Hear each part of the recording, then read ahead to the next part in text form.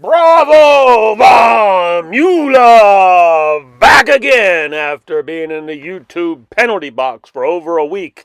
They were penalizing me, but I'm back, and here we are at Choke America Out, number 16. Wow, America is collapsing at an alarming rate, but I tell you, I talk about America being choked out, but let's be very, very clear here. This is not a new idea. This is not a new story. The decline of the Western Roman American Empire has been talked about for at least 100 years. But the difference today, the reason why I talk about it, the difference is that we are getting closer to the end game. The end game. And that would be when you choke a player out. In martial arts, when you choke them out, that is the end game. You don't want to be in that position where somebody's behind you choking you out. And that's where America is. We got sloppy. We got lazy. We let somebody creep up behind us. And now the end game is upon us. I mean, it's all about greed, greed, greed, and misallocated assets. If you're going to give the greedy bastards, if you're going to give the bad people all the money, this is misallocated assets, and this is how America was destroyed, because the fiat banking system, the corrupt system, gave all the wrong people the money. Misallocated assets, period. Okay, so why are we here today? We're here to talk about Sam Bankman-Fried. So unless you have been living in a cave for the last week, you have heard about the FTX crypto exchange going down. This Sam Bankman-Fried fella, what an idiot. But anyhow, before I get into my opinion, I would like to say what Mr. Rivalwick has told me before I get into my opinion. According to Mr. Rivalwick, Sam Bankman-Fried was set up to fail. Market masters sometimes have to set up idiots, and they have to fail for other agendas to play out in the future. For example, crypto regulations, crypto controls, red tape, etc., etc. Now, the order, we know that the order is above everybody. The order watches this game. They document the players, and then they add to the list, if any, people who need to be punished. Okay, so that's all for Mr. Rivalwick.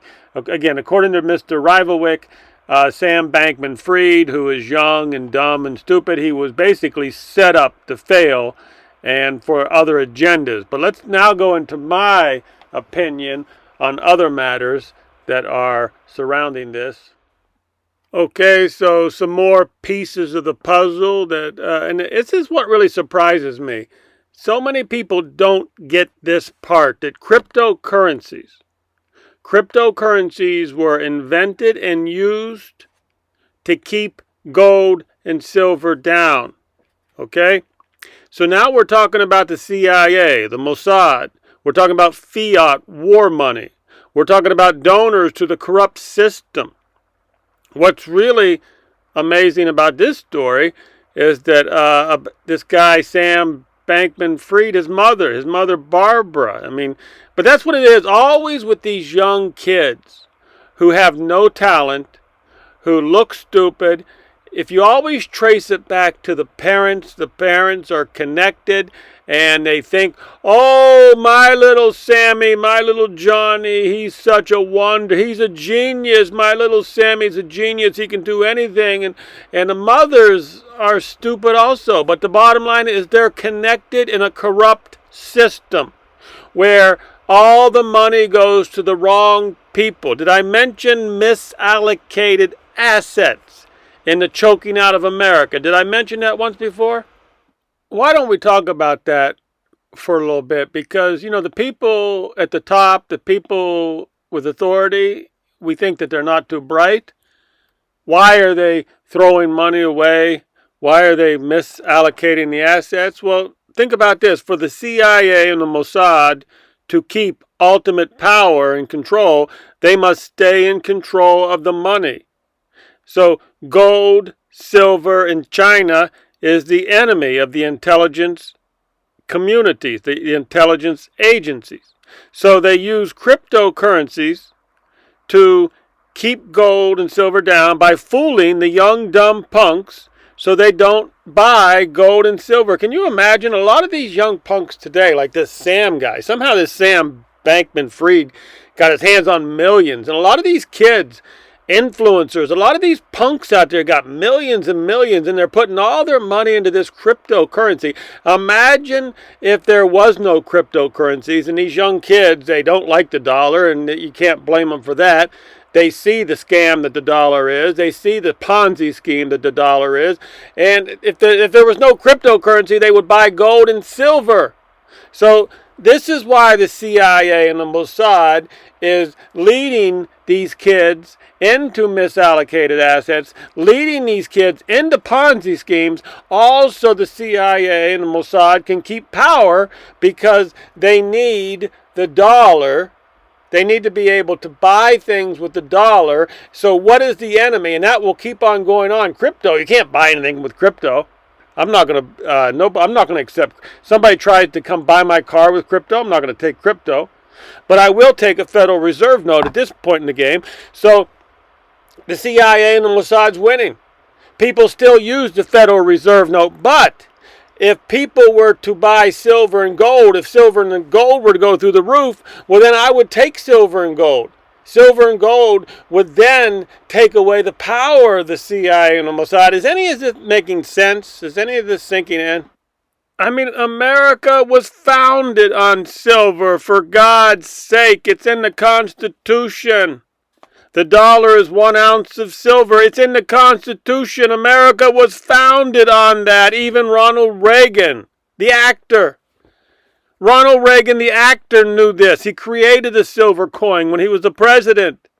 Now, Donald Trump did not create any silver coin. Donald Trump is a corrupt New Yorker who bows down to the Federal Reserve note. Please, evangelicals, you make me laugh. They're all confused. It's Democrat, it's a Republican, it's all between the Democrat and Republican. The evangelicals, the whole country for that matter, is stuck in this scam, this diversion. It doesn't matter whether the Republicans win or the Democrats win. It's all one big game. They're owned. We'll talk about the owners here during the end of the video. We'll talk about the owners of the Democrats and the owners of the Republicans. First, we'll go with the Elon Musk here. Elon Musk says that Sam Bankman-Fried was a major donor to the Democrats.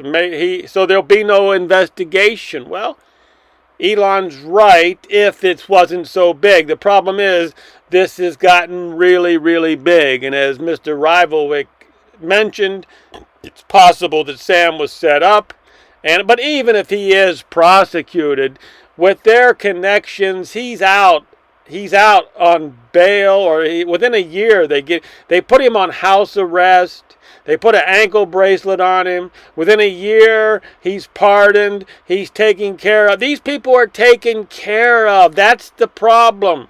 That's why we're talking about America is being choked out, because the wrong people are getting the money, misallocated assets. I would not give Sam here $5 to shine my shoes, because I'm pretty sure he wouldn't even do a good job at it.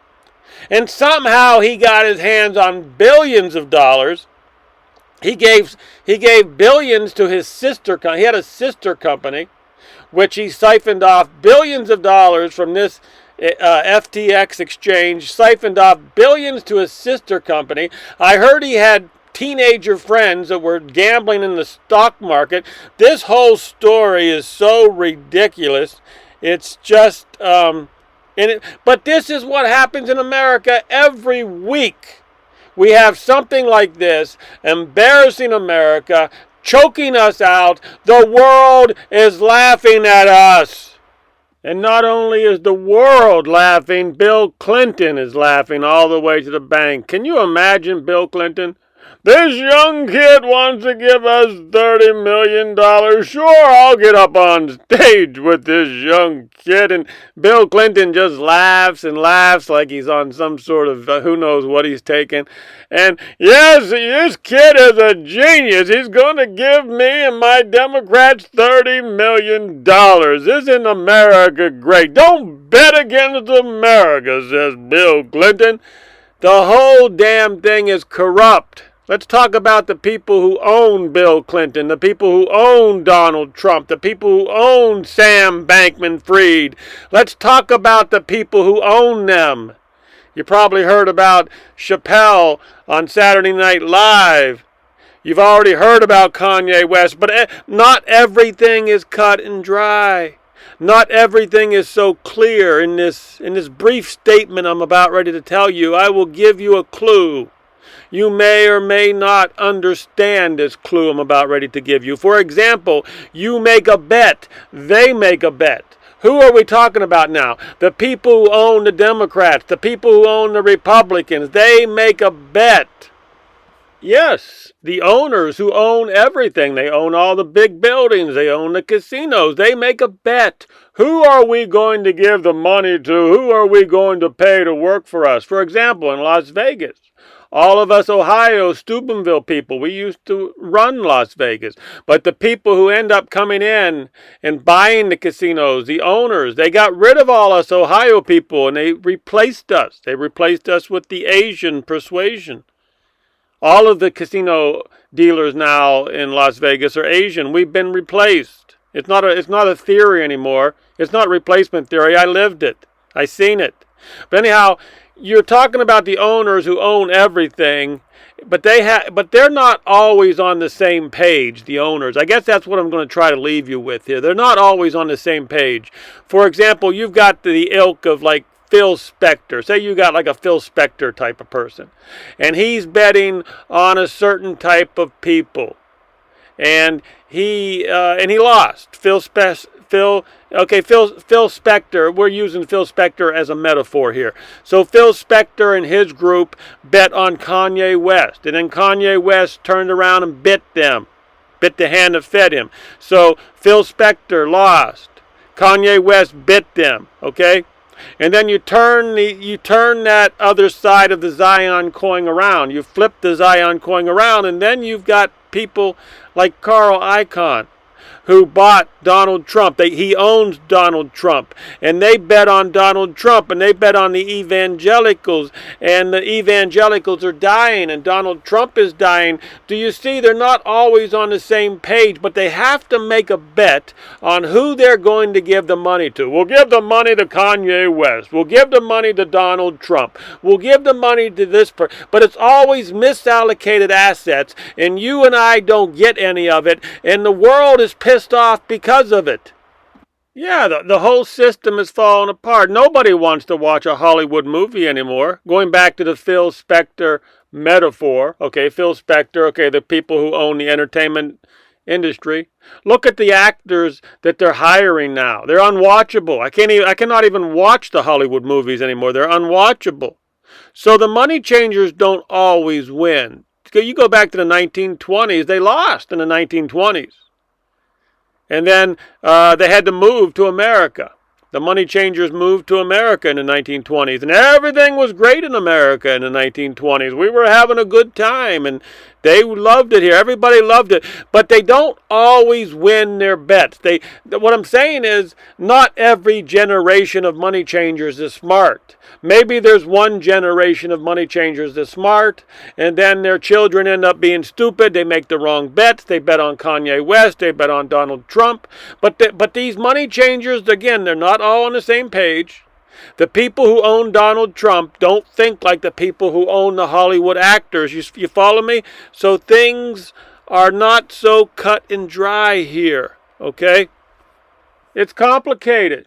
Going back to Dave Chappelle there. Way back then, Dave Chappelle walked away from like $50 million because he didn't want the money changers telling him what he could or could not say. I like Dave Chappelle. I think Dave Chappelle's from Ohio too. That's probably why I like him. And he's pretty damn funny. And he says exactly what he wants to say. Dave Chappelle may be too big for them. And he knows they know they can't control Dave Chappelle. He walked away from them one time already. $50 million they were dangling in his face in front of him. $50 million, and he got off the bus. You got to respect Dave Chappelle for that. And now they're attacking Dave Chappelle.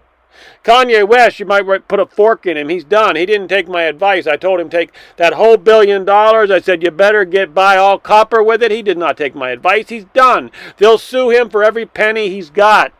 Kanye West. But Kanye West has friends. And there are people out there who feel sorry for Kanye West. He's being taken down by the man. The man is taking Kanye West down. So Chappelle gets on Saturday Night Live and he thinks he's going to jump through hurdles here, but they're already attacking Chappelle. Chappelle's been in Hollywood. He walked away from a $50 million contract because I will not have the money changers tell me what I can or cannot say. And this is going on too long. I will end this with one statement. They will not tell me what I can say. And that's why they canceled me for a whole week. And after this video, they'll probably cancel me for another 2 weeks. To hell with those bastards.